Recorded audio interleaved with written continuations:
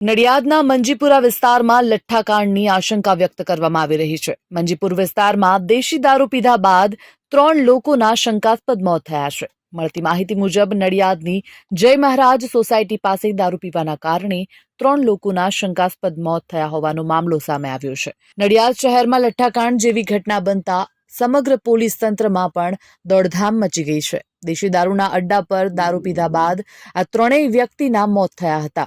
આ અડ્ડા પરથી 10 થી 15 લોકોએ દેશી દારૂ પીધો હોવાનું અનુમાન લગાવવામાં આવ્યું છે.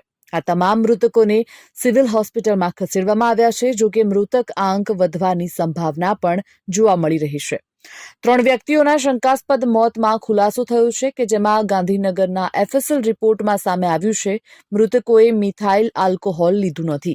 ગઈકાલે રાત્રે ગાંધીનગર એફએસએલ દ્વારા જે સેમ્પલ લેવામાં આવ્યા હતા અને પોસ્ટમોર્ટમ બાદ 3ના મૃતદેહને પરિવારને સોંપવામાં આવ્યા છે. તો પોસ્ટમોર્ટમ રિપોર્ટમાં જ આ 3ના મોતનું સાચું કારણ જાણી શકાશે.